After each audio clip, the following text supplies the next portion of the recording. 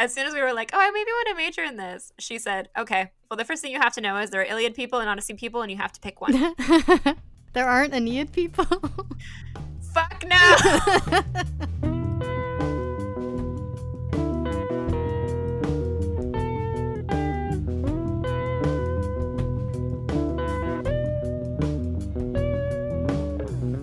Hi everyone, and welcome back to Monster Donut, a literary and historical deep dive into the Percy Jackson series and all of its following spin-offs. I'm Phoebe, a dramaturg and story consultant. I'm Emily, a classic scholar person. And it's the Last Olympian time. I have not reread this book, I think, since it came out. I actually didn't remember a lot of it either, because it's been probably 6 years since I read it. Yeah, I think, well, I had a thing for a while, which is really funny if you know, like, the stuff I tend to write, because I do enjoy writing tragedy, but I have a thing about major character death. I couldn't handle it, which is hilarious, because me now is like, kill them all, make it hurt, twist the knife. But, like, it's only okay when I do it. So it's exactly the same as when you were a kid. Yeah, so this was a fun one. But before we get into it, this is your last chance if you want to participate in our series wrap-up. This episode is going up on a Tuesday, March 7th. So by Thursday, March 9th, get those questions or comments in. Even if those like thoughts that you have are just like what your bead would have been for each of the books. Like, would love to hear that too. Anything and everything. We've gotten a couple cool questions that I'm very excited to talk about. Yes, very exciting. Are we ready to get into the Last Olympian? Yes. Okay, so we open when it has been almost exactly a year since the end of the Battle of the Labyrinth. And he's hanging out with Rachel in Paul's Prius. We also open what I thought was kind of interesting on Rachel basically offering for Percy to go with her family for 3 days to basically escape everything. And Percy kind of refers to hanging out with Rachel as an escape later in the same chapter as well, where he says, like, the more serious things get at camp, the more I feel the need to call up Rachel. And I felt like that opening on that offer really reminded me of Calypso. Because it's, again, like this other possible maybe love interest of Percy's coming in and giving him an escape from all of his suffering. And he's like kind of having to repeat that choice almost. That makes sense to me. Because what she's trying to offer Percy is an escape where he gets to be like a normal person. Like she says to him, let's pretend we're a couple of normal people. We're out for a drive and we're watching the ocean and it's nice to be together. Just having the moment to disconnect. Yeah, disconnect, but experience like a false tranquility because it isn't actually peace. Like there is still that danger sitting just beyond wherever they are. It's also interesting because it like made me wonder like what would happen if he took her up on it. It might have ended up playing out the same way, though, because it might have ended with Rachel, like, having a vision and then being like, we gotta get back to Manhattan. Like, we have to get back. Yeah. Okay, but Beckendorf shows up. Wait, Beckendorf shows up just like Hephaestus showed up on Calypso's island. Yeah. Oh, I literally had that thought and completely forgot about it until you just said it. And breaks the peace. This entire thing is really just, Calypso light, basically. So Beckendorf shows up and he and Percy head off to execute their stealth mission. I've always thought naming your ship the Princess Andromeda was an interesting choice. Because she is, like, very much an archetypical damsel in distress who Perseus saves in mythology. Yeah. I wonder if it was Luke who named it that, which, like, he's insane if he did that. Or if it was his benefactors who he mentions in Sea of Monsters. I don't know, but if it's that, we're going to have to wait a while to talk about it. And something else that I thought was really interesting about this chapter is when he finally does get caught by Luke, because it turns out there's a spy. So they knew that both Percy and Beckendorf were coming. Mm-hmm. He starts by referring to him as Luke. Yeah. And by the end of this chapter is Kronos. Solely Kronos. There's no slip-ups anymore. And we also, in this scene, get our second, technically, Kronos-Luke glitch, where Kronos' voice at first comes out as Luke's voice when he says, "You're late, Percy. We've been expecting you for days." That's Luke's voice. And then after that, it switches into Kronos' voice, which we'll get plenty of those. And I have a lot of thoughts on those.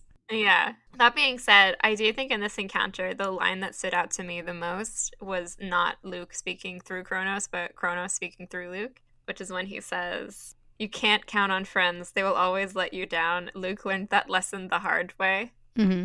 I thought that was a really interesting thing, this idea that, like, the friends are letting Luke down as opposed to Luke letting his friends down, which is very much like Percy's narrative of this whole story, is like Luke, his friend, constantly letting everybody down. Mm-hmm. But from Luke's perspective, it's like, I told Percy to join my side multiple times. He wouldn't. Annabeth over and over. I asked Thalia to help me. She wouldn't. I wouldn't even use the word asked. I would use the word begged. He begged. Yeah. And it's after that we also get that line where Percy makes the mistake of looking at Luke's face and so, like, misses while he's trying to fight him. And he says that because he looked at him, it throws him off because that was once his friend. And as much as he hates him now, it's hard to kill him. And I just, starting this book off with Percy having that thought when he probably hasn't thought about Luke as being his friend in years. Yeah. Just the fact that they're both, like, if this thought that's coming from Kronos is a thought that's coming from Luke, that he feels like he was abandoned by his friends, and then Percy is kind of having that same thought looking at Luke, it really sets up that dynamic for the rest of the book. Yeah. And then, basically, since they've been caught, but the bombs have been planted, but there's no delay on the timer, Beckendorf makes the decision to sacrifice himself in order for Percy to escape and to blow up the ship.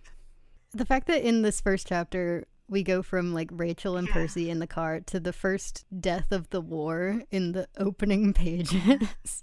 It just, like, immediately throwing you into what this book is about to be. Like, it wastes no time setting up how high the stakes are and, like, ripping any kind of sense of security out from under you.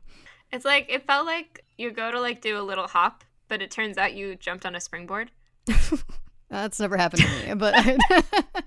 No, or it's like, or maybe it's like you're on a trampoline and you're like, yeah, I know how this goes, and then someone double bounces you and you're like, ah! Okay, yeah. But Percy wakes up recovering from the pretty hefty explosion in Poseidon's realm, so he's actually there for the first time. Poseidon's realm is, like, in a rough spot. The palace itself is basically, like, being shelled. There's all of these, like, horrible monsters in the deep coming at him, and he's been, like, separated from the gods into his own realm, and he's, like, stuck appearing as, like, a frail old man, which really shocks Percy. And Poseidon basically says that his appearance reflects the state of his realm. There's also this other really interesting line where Percy, you know, he wants to stay and fight and help Poseidon, and Poseidon kind of sends him on his way. And he says, like, what if staying here is, like, the decision in the prophecy? Which I thought was really interesting because I think it really illustrates how vague the prophecy is and how you can really interpret those lines to justify any of your actions. Yeah. And, like, it also creates all of this uncertainty of how will I know what this decision is. It also, like, the way that I interpret a lot of these prophecies is that no matter what choice you made, something that fits the prophecy would have happened. So, like, we know back when Thalia was the child of the prophecy, we saw her prophecy set itself up. Like, her version of this prophecy set itself up with the Ophiotaurus and Mount Othrys and her having to make that choice and having to face Luke, and, like, it all set itself up perfectly so that her version of the prophecy could happen. So it's like, if you had decided to stay, there would have been some other strange version, like an alternate version of the prophecy that played out in my head. That is really interesting. You're right, yeah. So then Percy gets back to camp, and everyone's really excited to see him until he has to tell them that Beckendorf didn't make it back with him. And he's really, really uncomfortable with, like, having to be the messenger here. Yeah, I don't even know if he says it outright, does he? I feel like he just gives people meaningful looks and they're like, oh no. But then he goes to basically a war council meeting. And this is where we get the first direct parallel to the Illiad that I noticed on my first read through. They're all gathered in a council, and immediately there is this argument between Clarice and the Ares kids in the Apollo cabin over some loot that they took, like a flying chariot during some battle. And Clarice is so angry she doesn't even, like, want to come to the war council at all. She's just there to support Selena.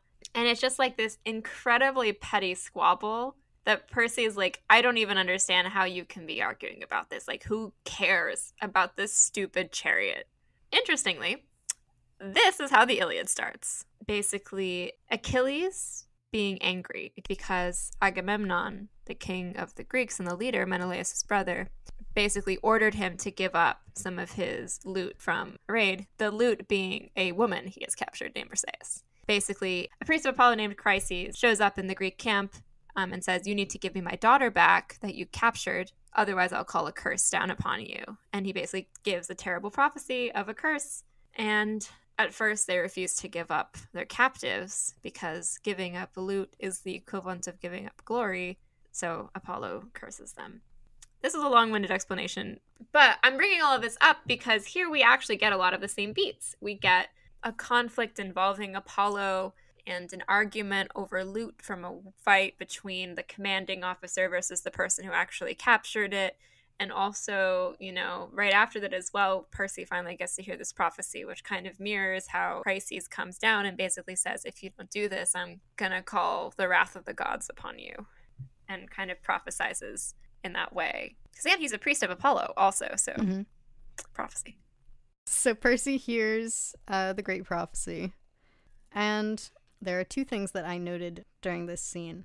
One was how gentle Annabeth was being with Percy because she knew what was coming, and she's just very like patient with him throughout this entire scene and just making sure that he's okay the whole time, and I just really liked that.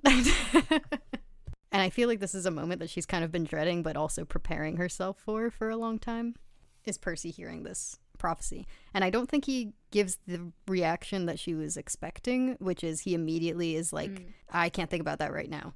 I need to think about something other than the fact that I just heard a prophecy saying I was going to die in a week. But I don't believe that he stays in this mode, because this chapter ends with the War Council adjourning. And then the next chapter starts with him dreaming. And I was like, I know you went back to your cabin and cried about it. I just know it. You tried to skip over it, but I know what happened. What is the actual prophecy? Do you have the text of the prophecy? Of course. I have it memorized. I don't even have to look it up. It's a half-load of the eldest gods shall reach 16 against all odds and see the world in endless sleep. The hero's soul, cursed blade shall reap. A single choice shall end his days, Olympus to preserve or raise. So yeah, then Percy dreams of Rachel. Right, and she's got that iconic paragraph. The picture she was attacking was a painting of me standing over the giant Antaeus. Rachel had painted it a couple of months ago. My expression in the picture was fierce, disturbing even, so it was hard to tell if I was the good guy or the bad guy. But Rachel said I'd looked just like that after the battle. I enjoyed the idea of Percy having to perceive himself in that way. It does make me think about like all of those moments where his brain kind of shuts off and he just goes into like, there's a bunch of them in this book too. Yeah. Where if you take a step back and you imagine yourself like being the spectator as opposed to Percy, you would be scared of Percy. Mm-hmm. And I like that she's completely captured that moment in a way that he has to like look at it, like you said, where he has to like stare himself down. Yeah, and it's a good setting up that are you the good guy or the bad guy here kind of moment, because Percy's going to have to confront what side he's on in this book. Mm-hmm. So Percy wakes up and after breakfast spends the morning going through reports for Chiron while walking around camp with Annabeth, who is inspecting the cabins. And then we get Nico, who is now 12 years old, which I thought was fun. Yeah. Nico shows up so that they can follow through on the plan that he suggested to Percy at the end of Battle of the Labyrinth, which he tells Percy will grant him the same invincible power Kronos has in Luke's body right now. And we don't know what that is yet, but we do know that in order to start the process, they first have to go confirm something by visiting Luke's mom. And Nico says Luke's mom lives in Westport, Connecticut. And so that's where they have to go next. So when you first read this I read this line for the first time in 2009, I lost my mind. I literally, Sophia was reading, my sister was reading I think she was on the third or fourth book across the room from me, and I was on the fifth book. Mm-hmm. I read the line and like jumped up and immediately went and spoiled the book for her. I was like, Sophia, you gotta check this out. Because that's our hometown. Emily and I are both from the same town Luke grew up in. Yes. Here's the thing, okay? The reason why Luke is from Westport, Connecticut. So, for some backstory here. Westport, Connecticut, you might be thinking to yourself, why did Rick pick this place out of all of the possible places for Luke to be from? And the answer is, I think, I mean, I don't know Rick, so I don't know if this is actually true. No, this is true. But when we were in middle school, they would have this big literary festival for kids' books every few years or so. And they happened to get a bunch of really big authors, children's books authors at the time, to come and give talks in all the schools, one of whom was Rick Riordan. But they also got like Neil Shusterman, Gil Carson Levine. Like there are so many people. It was like, I don't know how they got all these people. There were like 5 of them. And we all got to sign up to go hear them talk. And Rick Riordan's talk was so big they had to put him in the auditorium. Phoebe and I, by the way, our Westport, Connecticut has 2 middle schools. I went to one, Phoebe went to the other, so I cannot speak to... At our school, Rick's was also in the auditorium, but I did not sign up for Rick's talk because my favorite author was there, Neil Shusterman. Like, I remember they were like, okay, everyone put down your top 3 choices for which author you want to see. And everyone just, like, put down Rick as your number 1. And if you get it, you get it. And so everyone's like, okay, Rick number 1. And I was like, Neil Shusterman, number 1. Rick, number 2, I guess. So I was at Neil Shusterman's talk. For the record, I don't regret that. Neil Shusterman was great. I do regret actually being in Rick's. But yeah, Rick came to our schools, and at the time, Battle of the Labyrinth was going to come out, which, me knowing now what I know about publishing schedules, means he was actively probably working on The Last Olympian when he came to visit. And he went to Westport, Connecticut, and thought to himself, yes, this is where my villains... These fucking kids! So Rick gave a talk about the book. And then at the end, a few people like went up to him after the presentation and he would talk to them and whatever. And one of them was a friend of mine. And I went up to my friend and I was like, what'd you ask Rick? And my friend goes, oh, I saw online that there was an error in The Lightning Thief. And I asked him if he knew about it. A very minor typo, basically. And the next day, there was a different event that was part of the same festival, but that wasn't, like, part of the schools. I think this was all on a Friday, and this was, like, on a Saturday. So anyway, I go up to him at the end, like my friend did, and I'm like, did you know there was an error? And I like to think that was the moment he decided. He was immediately like, no. Anyway, because we both grew up in the same town Luke grew up in, I think we have a unique perspective on Luke's tragic backstory. I mean, it probably means something different to us than it does to most people reading it. And it has such an impact on the way that I read Luke also. Like, I think it's so essential to his backstory and to understanding how he ended up like this. And so I'd like to deep dive right now. So, for context, Westport is a town in Connecticut. It's about an hour outside New York City. And it's pretty much exactly how Percy describes it here, which is lots of trees, low stone walls, and big houses. Yeah, it is definitely a privileged community. Yeah.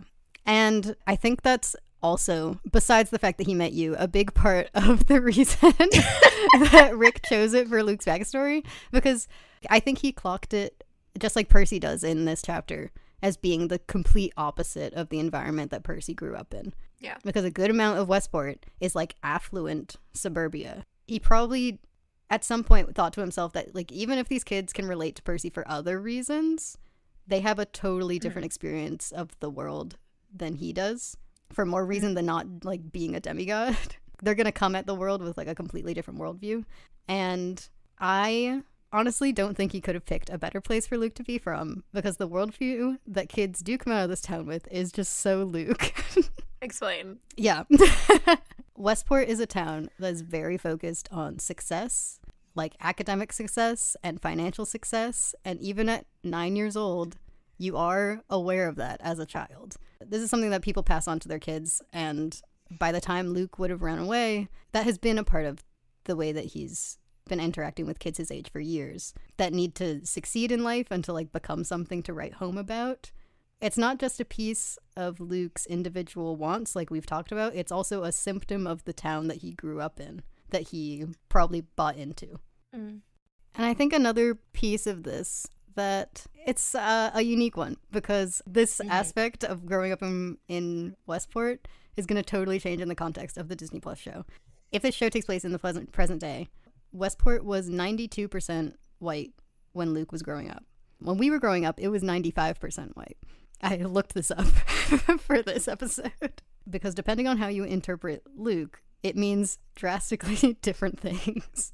Because in the books, Luke is described as this blonde-haired, blue-eyed, pale as a sheet of paper kid by the end of the series. But in the show, Luke is being played by Charlie Bushnell, who's a mixed Japanese, Latino, Irish kid.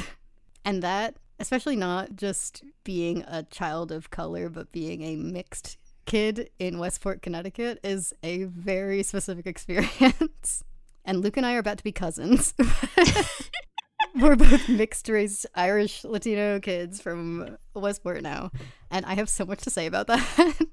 Specifically being like that brand of mixed in Westport. There are only 3 people I know of from Westport who can speak to that experience. And they're me, my sister, and my brother. I don't know what context I'll bring that up in, but... Well, I'm interested if you have thoughts on that, because I would be interested in hearing them. You're gonna hear them. But like, I don't know if it'll come up in season 1 of the show. It feels like a season 3, 4, 5 kind of thing. But I'm like dying to talk about it. Specifically for Luke, who we've talked about as someone who's trying to find community with other people and failing. Like, that alone. Yeah. And like, his mom's not like sending him up for activities or setting him on play dates, I'm assuming. Like, it would probably be really hard for him to even leave the house besides going to school. Yeah. I always imagine him actually not being at home much. Like, being one of those kids that's like on his bike all the time and you're like, do you go home? Like, they're always out in your neighborhood or like on the beach playing alone. Oh, Westport is a beach town, by the way. It's on Long Island Sound.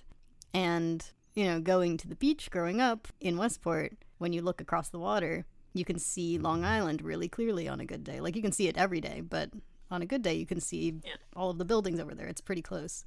And so I'm always thinking about Luke runs away, spends years on the run, ends up being led to Camp Half-Blood on the North Shore of Long Island.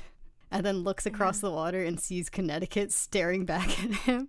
Like, all that running, and he's staring back at right where he started.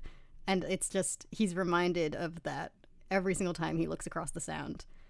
But, anyway, if you interpret Luke as a white kid from Westport, it has a totally different meaning. Like, it's a totally different thing that I can't speak to. But the way I've always thought of it is that this is a kid who, by all means, should have it all. Like, he should have it made because he's a white kid coming from a well-off home in a town known for how good its public schools are. Like, it all should have come so naturally, but he has none of the advantages that he should be afforded and probably feels robbed of the lifestyle that every other kid around him is living because it's a lifestyle that seems like it was set up for him. And I think that's, like, all the more reason to personally blame your father. Because that's the odd factor out. Like, he is the reason that he's not living the life that you were supposed to be living here. Where it gets a little complicated is when I try to apply this to Luke's views on Western civilization. Maybe it's he grew up in a sort of American dream kind of town, looking like what the American hero is expected to look like. And maybe because the society that was supposed to be lifting him up is like leaving him in the dust, it opens his eyes to the flaws that are there. I think that's definitely part of it. Okay, actual scene. We didn't even talk about the actual scene. Okay, let's get into the actual scene. Percy and Nico go to Luke's house. They meet Luke's mom. It's originally jarring, I think, because she goes up and she thinks that Percy is Luke. And then she turns to Nico and thinks Nico is Luke when Percy is, like, still there in the room. Like, she seems kind of, like, frozen in time in a way and also very preoccupied with Luke, but simultaneously has not realized how much time has passed since he left. And I think kind of gives the impression that, like, all she sees is him. Yeah. Like, she's stuck in this loop of, like, a vision, basically. Mm-hmm. And has been for a really long time. And she also, you know, she keeps all of these little beanie babies of different mythological figures and has decorated her house with images of Hermes, which made me think of Hermes, like you mentioned in our, was it our Luke's Diary episode? Yeah. Like to ward off evil. Yeah. And I was thinking, like, because she's living her life knowing evil lives in her house, it's coming for her son. So she fills her house with, like, modern day Herms, ads that have Hermes on them and little memorabilia. And there's an interesting line as well where she mentions that Luke told her he was going to go away so the monsters won't bother her. But I wonder if maybe it's not the monsters themselves. Like, what if maybe he thinks that she'll get better if he's gone, because then she won't be confronted with these horrible visions that clearly involve him. Because it becomes very clear that it's not just the gift of prophecy arbitrarily that is the reason why she seems to be stuck like this. And she occasionally, like, has these, like, fits where it's just, like, way worse, where she seems like it's, like, traumatic for her. And it seems like it's specifically one vision that haunts her, which is Luke's fate. Yeah. And so I wonder if to Luke, like, him leaving might be the solution to her. You know, maybe if he leaves and she doesn't see him every day, like, maybe it'll help. Right, she won't have to keep giving that prophecy to him over and over. But as we see, if that was his goal, he did not succeed. So her name is May. I don't think we mentioned. May says that Luke came to visit her recently, like with his scar, modern day Luke, and asked for her blessing, which confirms for Nico that in order to enact his plan, Percy will need to get his mother's blessing. And so they leave her house and go into the woods in Luke's backyard, where they find Hestia. And getting Hestia immediately after Luke's home, and, like, Hestia presenting them with a home-cooked meal and all that warmth. The fact that at the beginning of the chapter, Percy described the house as being so nice that he couldn't imagine living in it with its yard and its size, and that a house like that can exist, and a fire in the middle of the woods is more of a home than that. Like, you can feel immediately why Luke ran away. She tells him the hardest power to wield is to yield, basically to step aside. Yes, I have that quote written down too. I think that's honestly one of a couple thesis statements that this book has. And a lot of those thesis statements are actually in this chapter. Yeah. That is something that we've been seeing building in this series as well. Like, we keep talking about, like, who the main character is and, like, agency. And it's actually something that we talked about most recently in The Bronze Dragon, where, you know, Annabeth remarks that Percy's bravest moment is when he distracts a monster so that another hero can defeat it. And it's like this idea that to be great, you don't necessarily have to do the great deed. Like, sometimes the best possible action and course is to stand aside or to not act. It's very counter to, like, what we of the West think of as, like, what a great deed is, because serving the greater good is not necessarily something we value. If serving the greater good involves you becoming a piece in a greater system as opposed to you earning a place for your own name and legacy. And I think she actually mentions in this book as well, but, you know, she gives up her seat for Dionysus to preserve peace. And she doesn't really appear a lot in mythology. So this is, like, kind of her defining moment, is that act. I also think yielding is specifically something that Percy has trouble with. Yeah. It conflicts with, like, multiple of his fatal flaws. I think the other thesis that I think is the more explicit one that she brings up is the importance of home, which I will probably talk a lot about as we continue, but that feels like the thing in this book to me. So we leave Westport, sadly. And Nico, as it turns out, reveals that they didn't have to go to Los Angeles in The Lightning Thief. There's a secret door. They go to the underworld in New York to enact Nico's plan, which we find out is that basically Luke has become invulnerable because he's gotten the blessing of Achilles. So Achilles in myth, when he was a baby, was dipped in the river Styx by his mother Thetis, who is a goddess, to make him invulnerable except for the spot where she held him. And Nico has found out that that is how Luke has made himself invulnerable as well. And it's a very dangerous, difficult process. And that's also why they need their mother's blessings to do it. So now Percy, in order to be a match for Luke, has to also do it. But when they get into the underworld, Nico, quote-unquote, tricks Percy. And we get a very clear glimpse of Percy's wrath, like we talked about in our Titan's Curse episode, because he just immediately goes to revenge. Like, in this scene, his first impulse is to lunge at Nico, and then we get lines like, I wanted to tell Mrs. O'Leary to attack Nico, and I wished I had my sword so I could cut his stupid head off. And my personal favorite, I resisted the urge to strangle Nico. They'd only stop me. I'd have to wait for my revenge. Which, like, this was your friend 20 seconds ago, and it's also a child. And Nico, like, tries to explain himself that it was just to talk to Hades and that they'll go to the river after. And Percy, it's like the switch has been flipped, and it's very hard for Percy to unflip it. I just think this is one of the clearest examples of that potential fatal flaw of his, because Nico goes from, like, his friend Nico, who he is going through with the prophecy for, who he's been trying to protect for the last 2 books, to immediately, like, I want that kid dead, like, within, like, a page. Like, Percy's under a lot of stress. Don't make excuses for him. I mean, I think that's the thing, though. Like, betrayal is really, like, that's his no-go. Like, he will not abide betrayal. Yeah. And I wonder if that's because of Luke, or if that was something that existed before. I think it makes sense for it to be because of Luke. I'm, like, having trouble imagining him being close enough with anyone to have been betrayed before Luke. Yeah. So, it could be a Luke trauma thing. But Nico leads Percy back to Hades, and it turns out that Hades plans on keeping Percy locked up for eternity. I made a quick note of this scene because Nico will always fall for a promise. He's actually very trusting like that. There's a part of him that instinctively seems to believe in the best in people. While he's, like, learned not to trust to that instinct, it's still an instinct that I think he has and ends up falling for a lot. Like, he, over and over, while he's arguing with Hades, just keeps saying, like, you promised. Promises are clearly a big thing for Nico, because that's also his reaction when he thinks that Percy betrayed him. It's the promise is the thing. Yeah. And promise is also a big thing in this book, as we'll see later. Yeah. But, so Percy's thrown in a cell. Nico eventually comes to save him. Percy reacts by tackling him and putting his sword to his throat. And so Nico leads them out of the prison and back to the river. This is one of the few scenes that I remember from this book. But I remember him going into the river as being, like, a very long scene.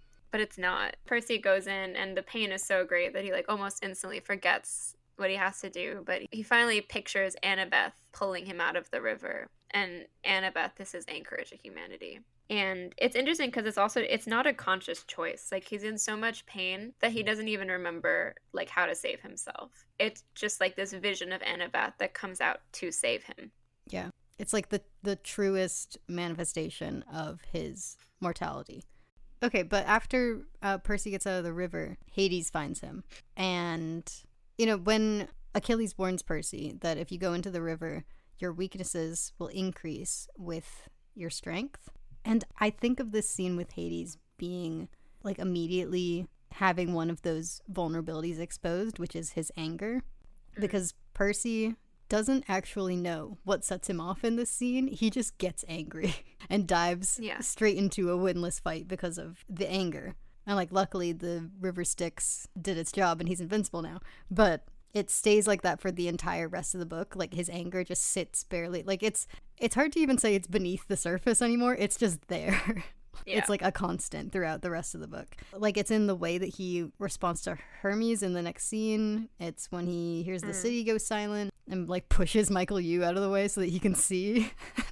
Like, it's just a constant rather than an outburst like it usually is. And so I think that's kind of the first of those vulnerabilities that we see, thanks to the curse of Achilles. It's interesting that I don't know if it's ever referred to as a blessing.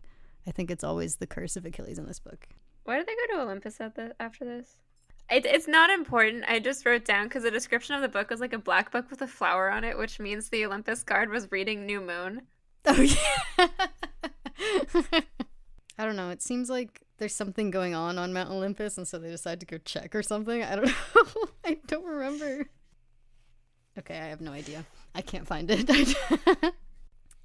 Percy and all of the warriors who came from camp head up to Mount Olympus. Oh, Hestia gives Percy a vision, and it's the scene that we saw at the end of Luke's diary. I don't know if that's important, but It's important for the Percy beginning to understand where Luke came from journey, which we'll talk about later. And immediately after that, Hermes appears in the throne room because he has a message for them. Percy, hot off his streak of yelling at Hades, yells at Hermes. Yeah, I was like, finally, Percy, pointing fingers in the right direction. Like, he sits there and yells at Hermes for abandoning Luke. And I was like, thank you, Percy. So basically, Luke's army is ascending on Manhattan to attack Olympus because all of the gods are away fighting Typhon in the Midwest. And Percy is like, all right, let's get the defense show on the road. And he basically takes charge in defending Manhattan. And my next note is, I'm just imagining being an Apollo camper who at this point have no idea that he's got the curse of Achilles, by the way. So just imagine being an Apollo camper. Percy shows up. You've got the Minotaur leading an army of 200 across your bridge. You've called for backup. Percy Jackson shows up and single-handedly kills all of them. Yeah. Like, they're shooting arrows, like, just to cover him, and they're just like, what the actual fuck? It's a one-man army. The Apollo cabin is, like, really going through it recently. It's, like, my favorite... This is going to come up a lot in the next series, but one of my favorite tropes of all time is when, like, you're at the end of a series and a character who you've been with the whole time has, like, gone through and gotten, like, god-tier powers and, like, accolades through the events of the series, and then they meet somebody who's new, and they're just like, wait, you did what? And it just, like, puts into relief all of the absolutely bananas things the narrative has required of these characters. Yeah. And I mean, like, with the return of the Minotaur and the way that he kills it so effortlessly compared to book one, you have to be thinking of that. My first note on this scene was Percy experiences the epic highs and lows of high school football, which is so helpful. It's actually a real thought that I paraphrased through a Riverdale quote. It's all at once. You go from Percy at his best, destroying everything in his path, and then in like a moment, everything goes wrong. So mid-battle, Annabeth tells Percy that they are overextended and that Percy needs to pull back. But Percy says that he wants to destroy every monster and doesn't listen to her. And that extra second ends up ruining them because the Apollo campers aren't given the time to retreat, specifically Michael Yu. And Kronos, along with a larger army, is coming, and Percy didn't realize until that extra second. And so Kronos and I think it's mainly demigods from what I remember. Ethan's there. Ethan is there, of course. Percy and Annabeth try to fight them all back while the Apollo cabin is attempting to retreat. And in a moment that Percy even has trouble describing, he says it feels like someone walked over his grave. Annabeth is stabbed behind him because she jumped in the way to take a knife that would have hit Percy right in his weak spot in the small of his back, which we haven't mentioned where it is. It's in the small of his back. I mean, it comes up a little bit later, but Annabeth somehow knows in that moment that Percy was going to die if she didn't take the knife or if she didn't stop. It's Ethan who almost stabbed Percy in the back. Of course it's Ethan. Of course it's Ethan. So we again get Percy and Annabeth's empathy link. That's not a real empathy link. I don't know if that's true though, because I wonder if her being his anchor to humanity, like that spot, if it made her like subconsciously aware. That'll be interesting when I talk about something later. So Annabeth goes down, and then Kronos approaches, and Michael Yu yells out from behind Percy, and he's the only Apollo camper who hasn't made it all the way back, and he tells Percy to break the bridge so that they can separate themselves from Kronos' army, which Percy does. He stabs it with Riptide. Yeah, he stabs it with Riptide, and like a water spout comes up in the middle of it and breaks it in half. And when he turns around, he realizes that when he did that, it knocked Michael off of the bridge too. And so he accidentally killed one of his own campers.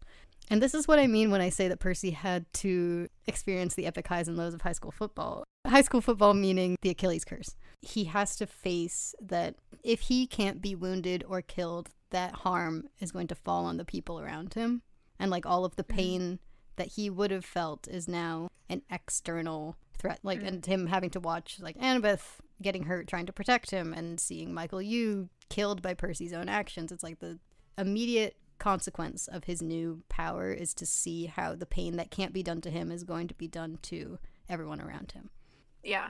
And that makes sense too, because I think that is, in a way, how it does play out in the Iliad with Achilles. His greatest pain is being unable to prevent, and in fact being the cause of the death of the person he loves. Mm-hmm. Yeah, my next note is Will Saul's first appearance, which isn't for a That's while. my next note too.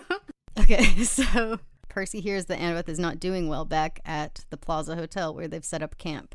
And so he grabs Will Solus, and the two of them get on a motorcycle and ride back to the plaza. I love that the Aphrodite kids were like, we need a home base, the plaza. And I'm just assuming it was the Aphrodite kids because that just feels like the mood. Either the Aphrodite kids or the Hermes kids who were like, this is our only chance to go steal all the shit. Yeah.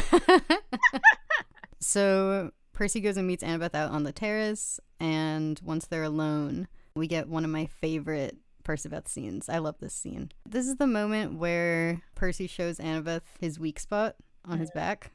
And it's also in the scene that Annabeth tells Percy that Luke came to visit her before Battle of the Labyrinth and asked her to run away with him. Mm-hmm. And wild. Did you just put your book down and take a minute?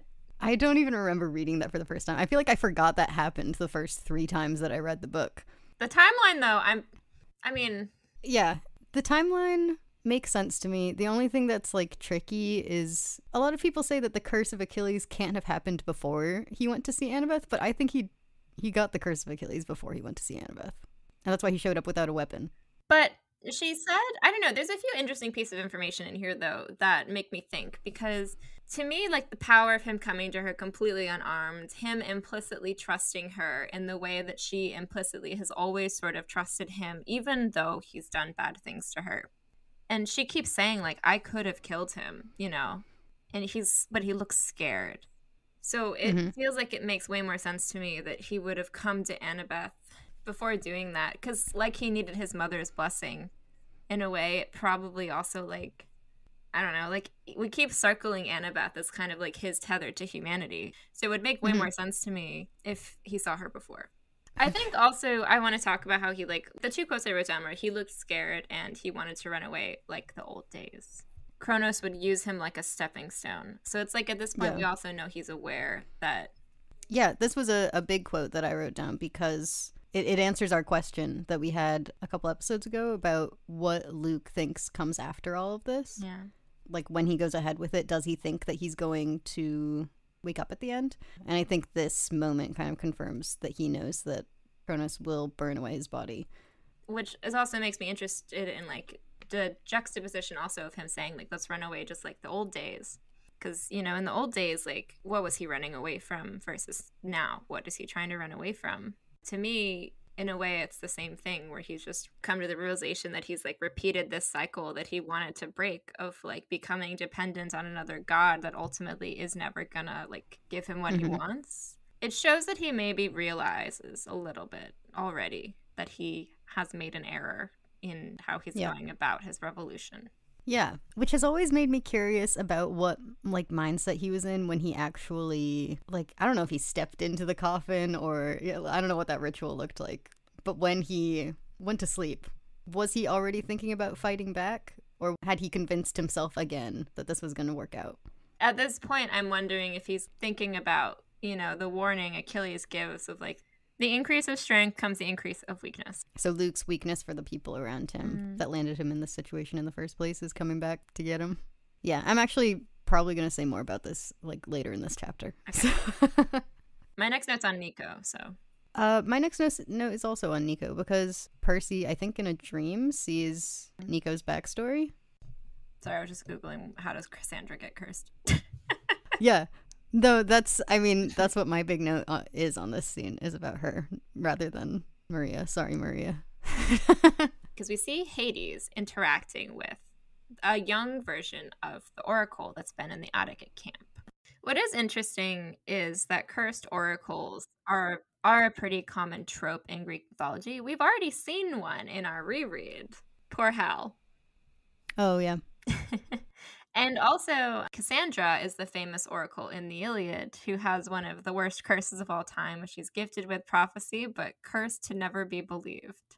Hades' curse on the oracle is one of my favorite elements of this series because it fits perfectly into our whole, does a prophecy happen because it's fated to happen or because your actions led to it happening? Because if Hades hadn't cursed the oracle, there would have been no issue with passing on the oracle to anyone else, and May wouldn't have had to go up into the attic, and Luke wouldn't have grown up the way that he did. And then would Luke have run away? Would Luke have turned against the gods? Would any of this be happening? And so this whole series wouldn't be happening if the gods hadn't punished the oracle for making the prophecy in the first place about this book series. She gave the prophecy, and then the result was the prophecy happened. Yeah. So after this vision, Percy wakes up and he's invited to basically treat with an emissary of Kronos, who turns out to be Prometheus, who in mythology, Prometheus ends up bringing fire to humanity against Zeus's orders. And as a result, he's punished for it by being chained to a rock and having an eagle come and eat his liver every day. And in mythology, much later, Hercules actually frees him. So he's been free for a bit. But during their conversation, where he basically tells Percy to surrender, Prometheus, when he's warning Percy about how he's definitely going to lose, says a line that I've been thinking about for days. Prometheus says to Percy, "You're refighting the Trojan War here. Patterns repeat themselves in history. They reappear just as monsters do. A great siege, two armies. The only difference is, this time you're defending. You're Troy. And you know what happened to the Trojans, don't you?" Oh, go for it. Okay. First of all, I was already kind of clocking a lot of the Iliad similarities in this book, as I've kind of mentioned before. But, like, here's the thing is, there actually aren't that many in this book. It's just kind of Clarice being Achilles, being cast as Achilles. You know, it's not really a great siege. Like, the huge piece of the Trojan War was the great wall around Troy that was built by the gods. You know, it's not, there's no wall in Manhattan, you know? It's kind of an all-out guerrilla fight. Like, the tactics aren't the same. There aren't that many other echoes either. Like, there's no, like, Menelaus and Agamemnon. There's no Helen of Troy starting this war. The parallels only go, like, skin deep here. But then I was thinking about it. I have now compared Luke to Achilles a couple times on this podcast because I think a lot of what they say and how they talk about the world matches up. There is a very obvious parallel. You know, he has the curse of Achilles. So does Percy. But Percy has definitely not been cast as Achilles in this book. But I was also thinking about how a lot of people think the Iliad tells the story of the Trojan War. But it begins in the 9th year of a 10-year siege. And it's a series of vignettes showing kind of like these slices of life of these conflicts that are going on both in the Greek camp and in the Trojan camp. The Iliad is really not about a war. At least it's not about a war between the Greeks and the Trojans. Like, not even the Greeks and the Trojans. Like, there are multiple scenes throughout the Iliad where they're battling against each other. And they'll be equally matched in single combat. And they'll throw down their arms and be like, "Yo, you're awesome. Let's be friends." And they kind of make a pact of friendship and be like, "I'll host you. If you come to Greece, I'm your host," and vice versa. Like, in the middle of a war on the battlefield. And then the Iliad ends after Achilles has killed Hector, the Trojan golden boy prince, who honestly is the least problematic of all of the characters. And he's got some hubris, but who doesn't? You know, he's the greatest warrior in Troy. Achilles, though, kills him because Hector kind of unknowingly killed Patroclus, Achilles' lover. The Iliad ends basically after Achilles has killed Hector, with Hector's father sneaking into the Greek camp and basically begging Achilles to return his son's body so he can bury him. The journey of the Iliad is Achilles finally, like, letting go of that anger and giving the body of Hector back to his father to bury. That's how it ends. That's the point. There's no good guys or bad guys. So I don't think The Last Olympian is a true parallel of the Illiad, but what's funny is that this series as a whole actually parallels the Illiad a lot. Even the timeline works out, which blew my mind. For example, again, if we're casting Luke as Achilles here, which I am, he's been at camp for 5 years. And now it's been 4 years. We're again in the 9th year of like Luke's defining changing moment being if that's when he's arrived at camp. And what's also really interesting is the war itself actually begins with Menelaus sacrificing his daughter, Iphigenia. And that had me thinking about how, if you think about it this way, like Zeus sacrificing his daughter Thalia, and that kind of also being a really major turning point in Luke's life. Like I said, the Iliad begins with divine wrath of Achilles. And I think reading this series, thinking about it beginning with the divine wrath of Luke, kind of all lines up. And you've also got a lot of these elements that also line up. For example, Diomedes and Odysseus kind of have a lot of buddy cop moments where they just go on a bunch of side quests through the Iliad. And I would definitely cast Annabeth as Odysseus and Percy as Diomedes. I'm so glad that we're on the exact same page right now. My notes right now, because I knew you were going to go into the Iliad, are literally, the first line is, could it be that the whole series is the Iliad rather than just this book? Did you anticipate? And then it's just an entire list of things with me trying to figure out how it is the Iliad. And then at the end, it's me trying to figure out which one's Percy and saying that it's Diomedes. Oh my god. Because he's known for being clever. Yeah. And like fighting against the gods, specifically wounding Ares.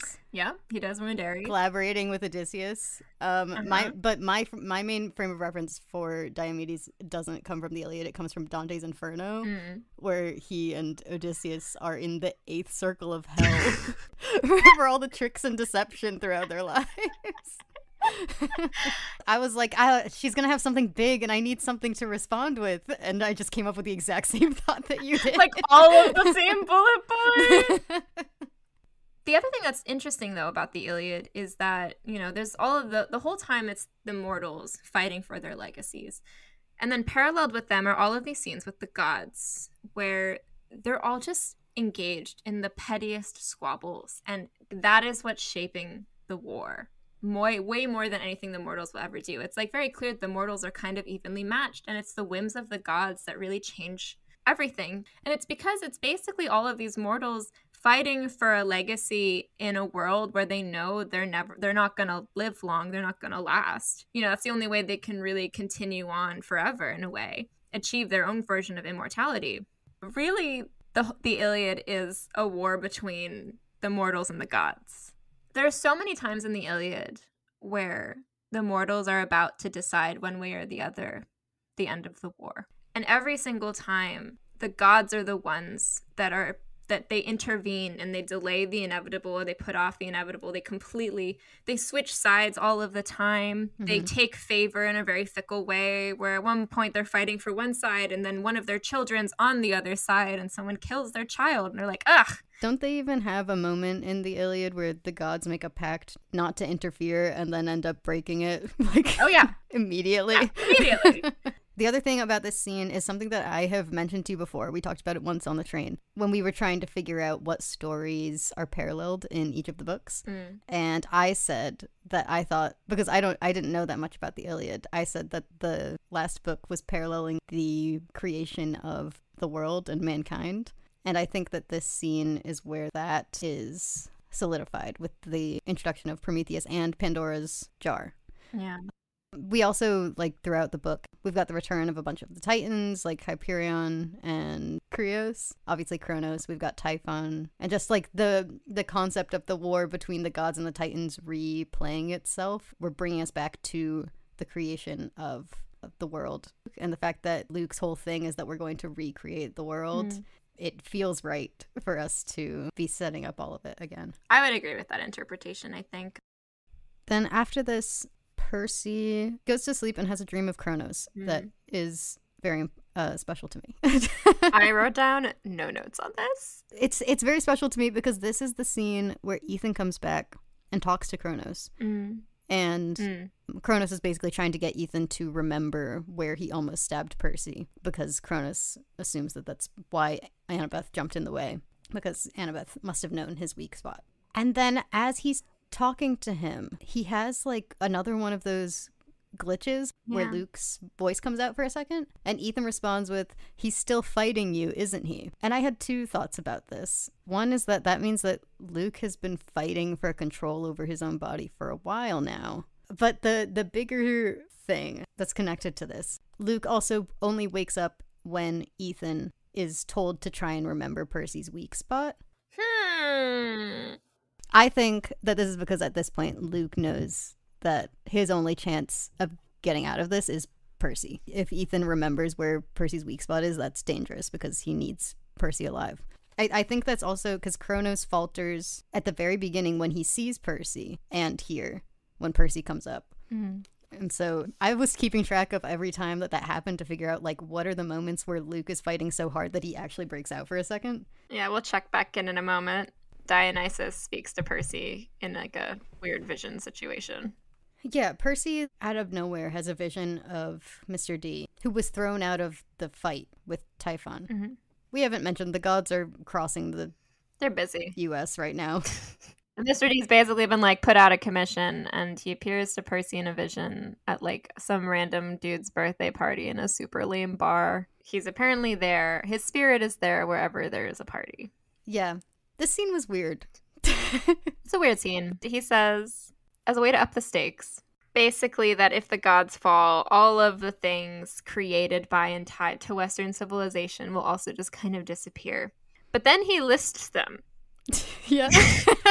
He says, art, law, wine tasting, music, video games, silk shirts, black velvet paintings, all gone, basically. I don't think there's one thing on that list that I would call Western. Again, it's very predicated on the assumption that all civilization began in Greece, which is just plainly not true. I felt like we had been developing past that idea after the lightning thief, and so this felt like such a step backward. I can't believe the silk shirts. Like, I know it's like something Dionysus like specifically says he likes, but bro, silk? He could have said any fabric. But the other thing about this scene that was weird to me, I felt like maybe it was just me already knowing how this series goes, but I felt like it was already sort of implied that Western civilization would be done with if they lost. Yeah. And so this didn't up the stakes for me. And then everything that he lists, like, oh, Typhon's coming across America, like, and we're outnumbered, like all this stuff. I was like, we already know all of this. Like what's the purpose of this scene? I think it's like to remind the kids back home of the stakes, maybe. If that was the case, it's too late in the book to be doing that. Yeah. And I thought the way that it worked for me was that it was twofold. It was by bringing in Mr. D, who's saying all these things, and Percy's really like clearly annoyed at him throughout this entire scene. Like everything he says just makes Percy more annoyed at him. And he just keeps saying, like, can I go now? Like, everything you're saying, I already know this. Like, let me out. And so I thought putting it back to back against the Prometheus scene, it helped to show, like, another level of how distant the gods can be in comparison to someone like Prometheus who sat with Percy and had a real conversation with him instead of just saying things at him that he already knows and that are unhelpful. Yeah. But the other thing that was weird about this scene to me was that it was coming from Mr. D, who felt like he had, as a person, evolved past this kind of conversation. Yeah, it's very reminiscent of like his Titan's Curse stuff to Percy. Even that felt like more of a person than this does, which made sense to me because he is completely, at this point, the part of him that represents something. Like, he's not even Dionysus the person, he's the part that specifically is conjured when someone parties. Yeah. And so, like, of course he's kind of distant while he's trying to piece himself back together, and so, like, the part of him that we know best is in a pile of rubble somewhere, and so we're stuck with this version of him that was just, like, conjured by the West and is, like, a complete manifestation of something, of an idea rather than, like, a person. And so that was how I explained it to myself. This is how I justified this scene to me. It's not what it's supposed to be. Yeah. But we do have a moment in the scene where it's almost like the real Mr. D kind of breaks through, where he starts to piece himself back together because he asks about his son. Yeah. And that's like the only real moment that I felt in this scene. That was the only like not out of touch moment that Mr. D had. Okay. So we get to the Draken scene, and I'm not gonna lie, when I was thinking about the Iliad, I realized where this was going, but I completely forgot about the Clarice Selena situation, and I You screamed. did? I completely forgot about this. I hit the midway point of the book where we hadn't seen Clarice for a while, and Selena goes off, and then it was when Selena it wasn't even when she goes off. She goes off, and then I was thinking about all this Illiad stuff, and then I had this moment where I was like, wait a minute, and I just had a whole thing where I was like, Rick, per my last thing about In Titan's Curse, where I believe I said something about how Rick really just writes these beautiful queer women and doesn't realize it and denies he does it on purpose, and yet casts Selena and Clarice as Achilles and Patroclus in the Iliad, the only part he actually recreates in his book that's supposed to mirror the Iliad. But it also, it almost feels intentional because it's got the Ares Hephaestus Aphrodite dynamic. Yeah. And so it's did he know? We think Clarice has returned, taken the forces, all of the Ares campers that they've been missing the whole fight because, they needed those reinforcements. And it turns out it was Selena who stole Clarice's armor. She gets killed by the Draken. And then Clarice shows up immediately afterwards, sees that her friend has died, has a meltdown per Achilles, and goes and challenges this Draken, kills it, and then hooks it up to her chariot and drives in circles around Fifth Avenue. What Achilles does when he kills Hector is he ties his legs to the back of his chariot and goes around the walls of Troy 3 times. It's a weird replay of it because it's not fully beat for beat what happens, but the important thing is Rick has confirmed that Selena and Clarice are gay. Selena and Clarice are my everything. I have made multiple playlists for them. I've drawn so much art of them. Are they your OTP? In this series, yeah. I like Percy and Annabeth, listen, but he put something in them in this one book, the only book where they interact. But also important to note that it's watching Selena die and listening to her explain why she worked for Luke that makes Annabeth start to realize who Luke is now. I made the exact same note. Why are we the same person? Which is paired with Percy throughout the book beginning to understand who Luke was then, so they're both fully putting the picture together over the course of these couple chapters. And I think it's specifically the manipulation and the blackmail that gets Annabeth. Yeah, it's Annabeth can't really see it when it's happening to her, but when it's happening to other people, she sees it. And her anger in this upcoming scene is so good. This upcoming scene... Well, there are some lines now I read it and I'm like, I bet Phoebe's going to lose her mind reading this. Like what? Well, the one that really came to mind was the next scene with Kronos where Luke slips through. Mm-hmm. That's a good one. This on the show, you're going to be sobbing. Literally, I had the exact same thought while reading it. I was like, when I see this in the show, I'm going to lose it. You filled his head with empty promises. You said the gods cared about me. Oh, the acting. Charlie's going to bring it. I see the potential in this scene for an incredible acting moment. What sets them off the change in this one? It's Chiron. It's arguing with Chiron about... I think Chiron calls him, he says that Luke was, promising young hero and that Cronus corrupted him. And there's a really interesting dynamic as well where it's Chiron talking to his father who is in the body of somebody, he kind of raised. And then likewise also, Luke and Annabeth, again, where, Luke kind of helped raise Annabeth. Then Annabeth stabs Luke or tries to stab him. Mm-hmm.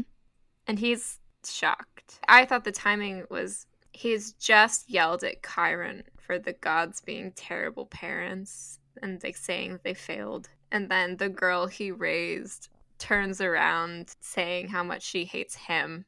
She's perpetuating that same hatred, finally.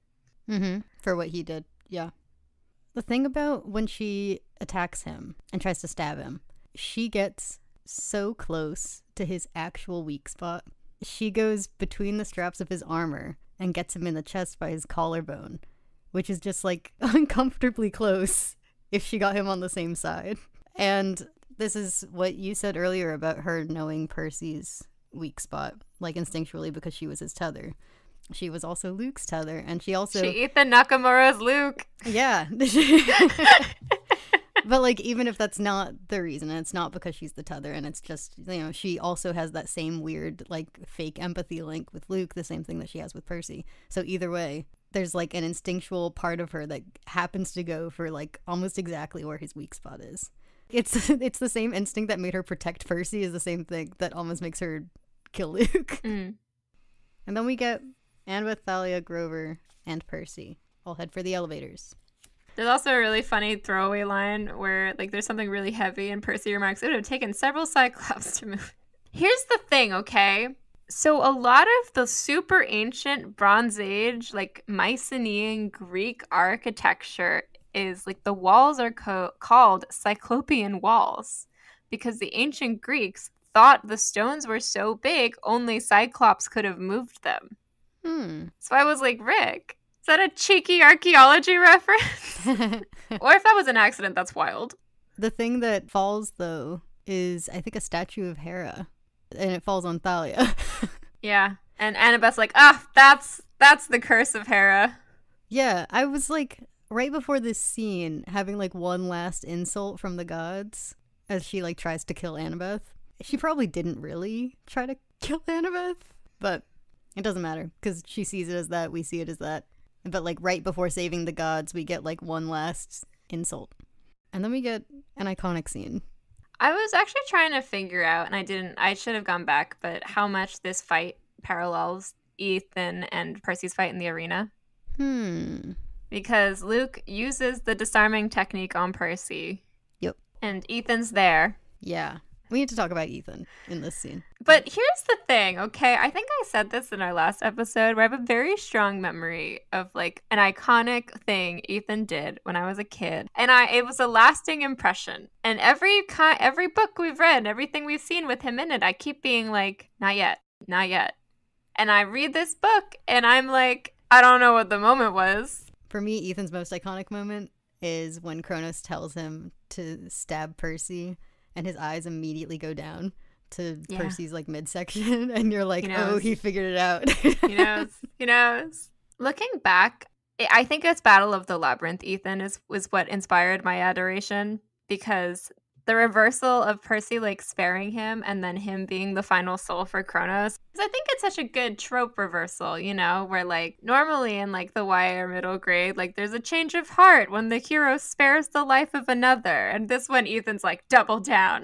Right? You kind of almost expect Ethan to, like, join the team for a little bit. We do finally get a little more of, like, what he's looking for. And he does say something that's really interesting, especially when taken in concert with what you were talking about with fate, which is a while back, Ethan says, all I want is respect, Jackson. The gods never gave me that. Nemesis stands for balance. And he basically talks about how he gave his mother his eye, and in return, she gave him the ability to tip the balance of power, and in doing so, bring the minor gods respect. Mm-hmm. There are several times in this story where Ethan can tip the balance. And I wonder if part of why he knows where Percy's weak spot is because of the hand of his mom guiding him. Like, that is a moment he could have tipped the balance by killing Percy. Likewise, in this last scene, twice he could tip the balance. And I wonder how many other times, like, he does have that chance to tip the balance and doesn't. Because what I was left with thinking after the events of this book was, how did he do it? Because I don't know if his promise from his mom was ever fulfilled. Unless it was what happened at the end of Battle of the Labyrinth. And, like, if he hadn't done that, then this whole scenario wouldn't have played out this way, and Percy wouldn't have asked the gods for their gift at the end. So, like, in that way, yes. But Ethan, I think I mentioned it in our last book, that Ethan, to me, is, like, just totally a symbolic device. Like... Oh, yeah. Like, he's a fun character. I love him as a character. But to me, it's, like, everything that Ethan symbolizes that's important. Ethan, to me, symbolizes the vengeful and, like, wrathful, destructive part of Percy that Percy has to face one-on-one. Partially because... Well, one is that one line in The Lightning Thief when Grover says that he thinks Percy might be the son of Nemesis because he knows him. He knows his friend and knows that that's a possibility. But Also, it's just the way that Ethan, in seeking balance, ends up getting lost in the destructive part of it and the revenge part. And that in this scene, what gets through to Ethan is Percy saying, don't seek destruction, seek balance. And it's something that I think Percy needs to hear specifically now before facing Kronos. Like before trying to kill Luke. Like if that wasn't a thought that he was having right before trying to fight Kronos, he might not have handed the knife over because he'd still be in that like destruction mode. So it's like, don't just destroy Kronos, find balance. So to me, Ethan is that part of Percy that he has to calm and like understand that the revenge that he's seeking is really just seeking balance, and that there are two sides to this. Like realizing that is what Percy needs to do.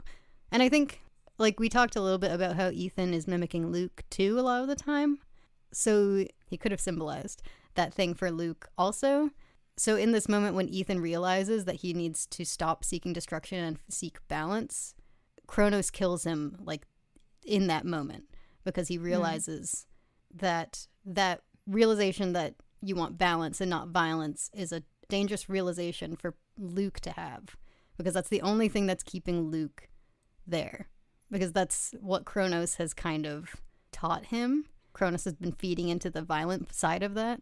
And if Luke also has that realization, like Percy is having, then he will lose him completely. Basically, to me, Ethan is a symbol of that, of like that wrath that we've been talking about. And that I think an essential moment is when Percy gets through to him, because he's also getting through to that part of himself. I think that moment also, it's interesting you use the word wrath, because as I mentioned, the Illiad opens on Achilles' wrath and closes on him essentially being able to let it go. Yeah. So Percy fights Kronos. At one point gets his like head smashed against a throne. And Annabeth steps in. And she takes on Kronos just as well as Percy can, even without the curse of Achilles, because she's incredible. Strongest demigod. Mm-hmm. And with a knife. Like, I know. She's trying to get him to understand the prophecy. Yeah. She says, family, Luke, you promised. Well, what breaks through is really, it's like two things. It's one, her bringing up the family, but it's also that Kronos hits her. That when he breaks through and sees that she's bleeding, he's like, oh my god, and is like fully awake. And then he's basically able to wrestle down Kronos in a way where he's like, I've got him pinned. It's so swan song of him. Did you know that this book came out the same year as season 5 of Supernatural? The universe just said, we want Phoebe to be in pain specifically. Okay, this is where I kind of want to close the loop on my Achilles thoughts as well, because as I mentioned, there's this decision to give Hector's body back, and that's sort of the end of the Iliad. What breaks through to Achilles is when Priam comes up to him. Priam is Hector's father, the king of Troy. He's an elderly man, and he comes up to Achilles and he says, think about your father. Like, I am in your father's place if you don't come home. Like, think about him. You know, how would he feel if whoever killed you refused to give your body back to properly bury? Like, take pity on me as a father by thinking of your own.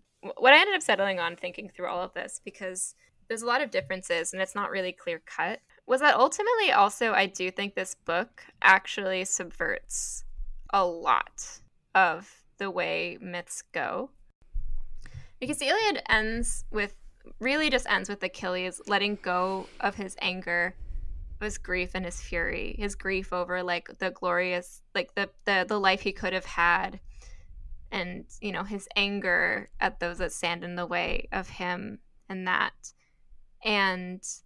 I think ultimately that is what Luke does, because when Annabeth pleads with him and tells him about his broken promise, she is also like reminding him of how he took on the role of like basically father to her and instead betrayed her, which feels reminiscent in a reversed way of Priam's pleading with Achilles to think of his own father. Instead, she's kind of there like, think about me, think of me, the person you raised.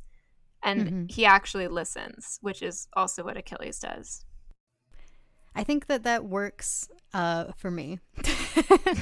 It works for me because, like, the way that I was trying to think of it was like almost like a pleading with Kronos to like let me have him back. But the idea of it actually being the familial relationship that she's trying to connect with actually makes that interpretation of it work better. Because a journey that we haven't gotten to see Luke go through ourselves, but know that Luke has gone throughout this book and throughout at least Battle of the Labyrinth, is that realization of like, what are you protecting at the end of the day? Or it like realizing what it is that you are fighting for and what is your home. You know, we know that Percy kind of guesses it, but he says it with such certainty that we kind of have to believe him. When Luke went into the River Styx, he had a vision of Thalia and Annabeth while trying to tie himself to the mortal world. And like having to see a young Annabeth and how much he wanted to protect her back then. And then climbing out of the river with that reminder of why he started fighting in the first place. And like, he goes into Battle of the Labyrinth thinking about that. That's what's crazy to me. And that's why it also kind of works for me if he did go into the Styx before going to see Annabeth. It makes sense that he would get out of the river and then be like, I need to go see Annabeth. And so I think the idea of like, what exactly am I protecting has probably been closer to the front of Luke's mind for at least the last book or two. And so then having Annabeth reach out at the end and try to bring him home makes sense. Because, I mean, I don't want to get into all this now, but like that's kind of what this whole book is about, is like realizing that your home is what you're supposed to be protecting and what is your home. Because like like an easy one is like Poseidon or Hades. They were protecting their personal spaces and their personal wants without realizing it was at the cost of their home and their family, and then they come back at the end to protect Olympus because that's their family. Or like Clarice, like it wasn't about protecting even Camp, it wasn't about protecting her pride. For her, it's like her home is the people she cares about, specifically Selena at the end. And a realization that Annabeth has to go through is like, you know, with the chapter Annabeth tries to swim home, we know that the home that she's been seeking is like this peace with Luke. That's the home that she thinks that she's trying to return to, but it's not a home for her. It's like it's just an idealized version of home that she wants. But like what she actually has is like Percy and Thalia and Grover and Chiron. Like it's Camp now. And so throughout this book, she's kind of had to realize that it's not Luke anymore. And I think for Percy, it's kind of like, I mean, he's never been thinking, oh, I need to protect the gods, but really reminding him that what it's for is their children. Look at the gods, see what they are, and remember that it's for their kids that you're fighting. Well, in a literal sense, he's protecting his city, though, so. Yeah, which is his house. That's his house. He lives there. He's Hector guarding the walls of Troy, you know, aka the bridges of New York City. Yep. But there's something about Luke, when he goes for his sword, his hand burns in the hearth, and that the whole fight is taking place around the hearth. That's what it's all about. And then Percy is faced with his choice, the choice. And this kind of ties into what you were saying about how this book subverts a lot of the Greek tropes.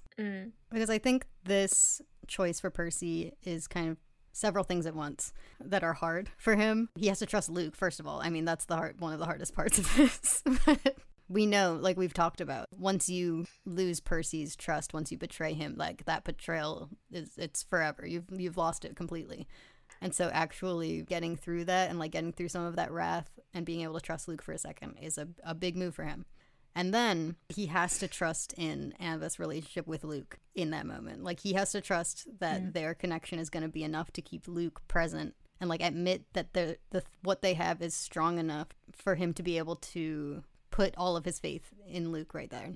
Like this relationship that he's been denying and brushing off for like the entire series, he has to put his all into trusting that connection. I wonder if part of the reason why Luke is able to hold Kronos is because it is by Hestia's fire, and he and Annabeth have both converged there. And like Annabeth is his home, so is Thalia. They're all there. This is a good point. It was just that you saying that Thalia was there, I was like, she's outside underneath rubble. They had to pin her down with a statue so she wouldn't try to kill Luke. It's fine. Oh, she would have. But he has to trust in their connection. And we've talked a lot about agency and fighting fate. And in this moment, you can see the prophecy line up, and it would be so easy to fight it, but Percy has to give up his agency kind of completely, both by being like, okay, I'm going to hand this knife over to Luke and be weaponless and powerless in front of him. But also by being like, okay, this is the choice and I see it right now. I see that I'm about to play into the prophecy. And he just does it. Like, he actively, I think this is probably the first time that he's seen the prophecy line itself up in front of him. It's not like, in retrospect, I realized this is how the prophecy played out. It's like he sees it and goes for it. And it's interesting that what's been building, we've been talking about that kind of the whole series has been building to, is the Rachel Elizabeth Dare line of Percy, you're not the hero. Yes, exactly. So many of the Greek heroes are like always fighting their fate or like seeking to be, you know, and it's just at the end, it's like anticlimactic in the best way possible, where he just hands over the knife and lets everything happen in front of him. And what I also love about this scene is that Luke immediately knows what the plan is. Like, he and Annabeth, they get it. Like, they're on the same page. And it made me wonder when Luke figured it out, if he figured it out because Annabeth was trying to get through to him, or if he already knew it. Like, I want to know when this became part of Luke's plan. You know, I didn't think about this, but one thing to mention is that when Annabeth says, when she's trying to convince him, is, you promised to Luke. And I was confused by this at first, and then I'm realizing she's trying to tell him the cursed blade is her knife. Mm-hmm. Like, that's the hinge piece of information. Yeah, so I think in that moment he probably hears that and is like, oh, that's what I've been... Because he's probably been thinking, like, the cursed blade is probably... Like, he's thinking the same thing Percy's thinking. It's either Riptide or it's Backbiter. I forgot they all carry cursed blades. Yeah, to throw you off. It's like the whole time we've been debating if it's Anaklusmos or if it's Backbiter, but it's the secret third option. Yep. And so I think in that moment is when he, like, realizes what the full prophecy is about to be. But I think he probably was fighting back, knowing what he had to do when he finally broke through. Which is interesting because it's like, no matter what, he was going to die at the end and he knew that. And so it's still him trying to finish what he started. Because, I mean, at this point, he's figured out that what Cronus is going to do with the world isn't what he actually wanted to do with the world. It makes me think about Hal also. Because I remember in our Luke's Diary episode, I asked the question of what does Luke think the sacrifice is going to be? And what I was alluding to there was I thought that in Luke's brain, he could think the sacrifice is him giving himself over to Kronos. And then at some point, I think that changed. And it's interesting that it's Hal that gives him the knife as well, where it all kind of comes back. And I can see how that reminder of the knife also might remind him of the sacrifice he's supposed to make. Mm-hmm. And in the end, I have one thing. You have one complaint? I think I know what it is. When he says to Annabeth, "Did you love me?" Yeah, yep. Gross! This is the thing, is that, like, I have never read that line as, like, romantic. No. I didn't read it that way either until Annabeth responds, "No, Yeah. I didn't, just like a brother." So here's the thing. I'm sure that Rick intended it that way, but I think that Annabeth interpreted it that way, but that isn't how Luke meant it when I read it. To me, it's like he's asking if, despite everything, do I still have something here? Because he, like I said, he was fighting to get back to that family at the end, that realization that he needed to get back home. And, like, now that he's home, he's like, okay. Have I thrown it all away? Or is yeah. there still something here? Yeah. And it's like, she tells it to him. She's like, you messed it up, actually. Like, no, I didn't. And it's your fault. But I think, like, he probably could have phrased it better so that Annabeth wouldn't take it that way. But after that, as he dies, he, in my mind, secures his legacy. Like, it's the very last thing that he does is grab Percy and tells him, do not let this happen again. And Percy promises. And so he is able to ensure a legacy, even if that's not totally what he was, like, intending to do in that moment. I don't think he was thinking of himself right there. But intentionally or unintentionally, he did secure his legacy, because that's exactly what Percy goes on to do, is make sure it doesn't happen again. Or try to make sure it doesn't happen again. By putting a stop to it all, he becomes the hero and gets the glory that he's been craving, not because of anything that he did up to this point. Those traits that made them like the old heroes, like all that wrath and anger and glory seeking that we've been using to compare them to the old heroes, when they let it all go. Percy achieves like hero of Olympus status, and Luke becomes the hero of the prophecy. It's the subversion also of the like American hero, because all he has to do is do nothing. Like he has to put the knife down and just like let it happen. Yeah. Throughout this story, we see subversions of like, you know, for example, there's the Perseus story, the Theseus story, there's the Iliad, there's a whole bunch of little myths. All of them get their endings completely subverted throughout this story. And I probably didn't even catch all of them. But, well, the sad one is that they didn't save Princess Andromeda. What if Perseus just went and blew up Princess Andromeda? Rick Riordan is asking the big questions here. One of the smaller ones that I think is really interesting is that there's a moment of tragedy in the Iliad, which is Helen's brothers are Castor and Pollux. And there's a scene where she's looking out over the battlements and she's looking for her brothers who are great warriors. And she's like, where are they? Oh, they must have like not come or something, but they didn't come to like take me back. And there's a line that says basically what she didn't know is that they're already dead. So I think Percy keeping a promise to Dionysus and making sure at least one of his sons makes it out alive is like already the beginning of a subversion. Likewise, they break the curse on the oracle. There's no longer a cursed oracle. And like cursed oracles are like a big thing in the ancient world. So the fact that they're able to like successfully break that and continue a healthier cycle with Rachel at the end. Another one is him rejecting immortality, which is what is offered to Hercules at the end of his quest. He doesn't open Pandora's box. That's another big one. Like he doesn't succumb to the folly.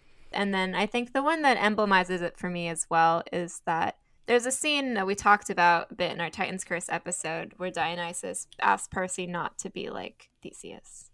And there's a moment when he's talking to his mom in this book where he promises her that he'll light the Empire State Building in a signal to let her know everything's okay. And he does. Like, he breaks, again, that cycle of grief that plagues all, like, there's so many, like, almost every of the major myths that we've kind of compared them all to gets subverted in this book. That's what it's all about, trying to break the cycles. Unfortunately, there are 2 more series. Okay. So when they're taking away Luke's body, we have the moment that I was alluding to in our first episode. Oh, yeah. Okay, so funny story. I was reading this scene, right? And it's like the first sentence. They say something kind of vague, and I was like, oh, so I wasn't being that dumb in our first episode. And then they keep going, and I was like, oh no, they literally just say the answer to the question, and I... Yeah, so the Fates pull out Luke's thread, which is the same thread that Percy saw cut in chapter 2 of The Lightning Thief.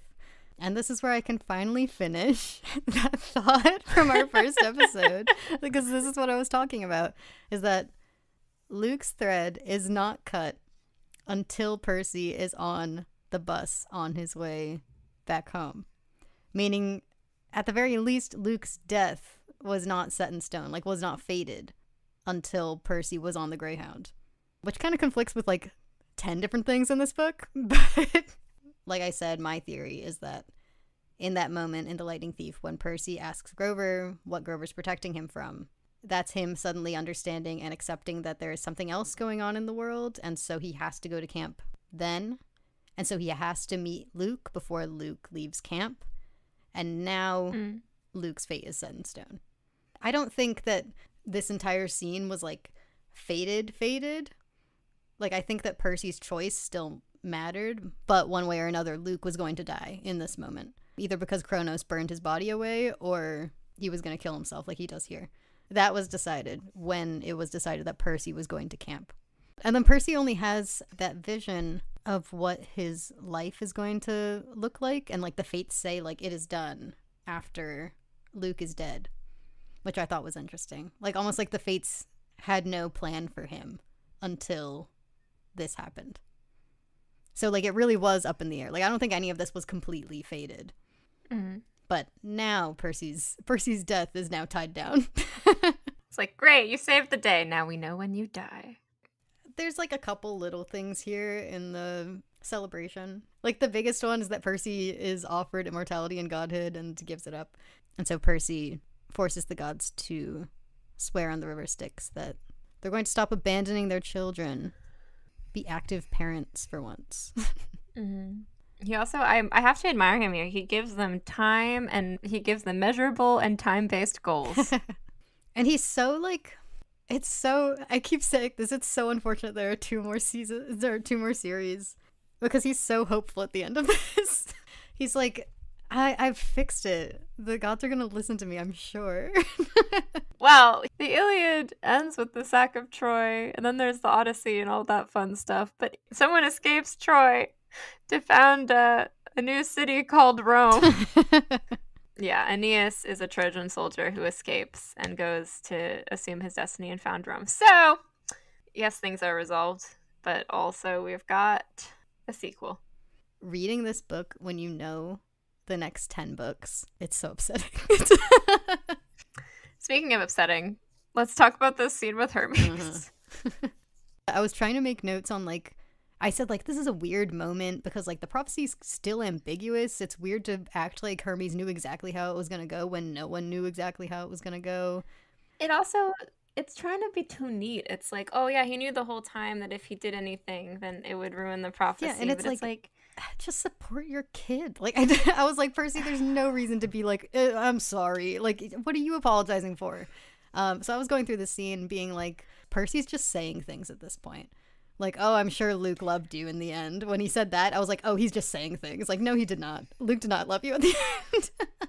It's the only way I can make sense of the scene, now that I'm thinking about it, is going off what you just said, which is this is all just Percy projecting all of his feelings about Poseidon onto Hermes. The only way this makes sense of it's projection, where he's like, oh, okay, you staying away was actually you doing what was best. So yeah, I think that reads really as Percy kind of making peace with Poseidon by proxy. Because otherwise it just feels like it's a lame walk back of like everything we've learned. Yeah. Don't hate your parents for abandoning you. They have their reasons. And my last note on this scene is Percy's conversation with Athena, because she says the most important line in this book. I once warned you, Percy Jackson, that to save a friend, you would destroy the world. Perhaps I was mistaken. And I was like, oh, so you're saying that when you said that was his fatal flaw, maybe you were wrong? Maybe we shouldn't listen to you when you say that? Maybe I was right and I wasn't invoking your wrath in episode 1? It gave me a boost. I was like, yeah, I'm going to spend the rest of this series trying to figure out what Percy's actual fatal flaw is, because now I have the person who said what his fatal flaw was saying, maybe I was wrong. Do you think she'll still try to kill us? No, I'm listening to her. I'm literally telling her that she's right here in the book. Mm-hmm. Mm-hmm. Oh, and then we get Rachel's first prophecy. Oh, yeah. Something about 7 birds. For those listening at home, that was an Adventure Zone reference. They know that. They're podcast listeners. Well, I mean, all that we have to talk about is what bead we want to give this one. Because I think, here's the thing, I think what they choose here is appropriate. The names of the dead. I think the Empire State Building as a symbol in the middle is, like, fine, I guess. I would have put, like, a little hearth there. But I like having the names of all the people who died circling it. I'm torn. I would either pick Annabeth's knife for this one or Ethan's eye patch. Justice for Ethan Nakamura. Yeah. I once, one of the first fan fictions that I ever wrote was about Ethan coming back. Did it start with him staring off at all the characters happily and making an End of Supernatural season 5 reference? Just pans out. Yeah. Ethan under the lamppost, like. I love the scene at the end of this book where Dean goes back to Lisa.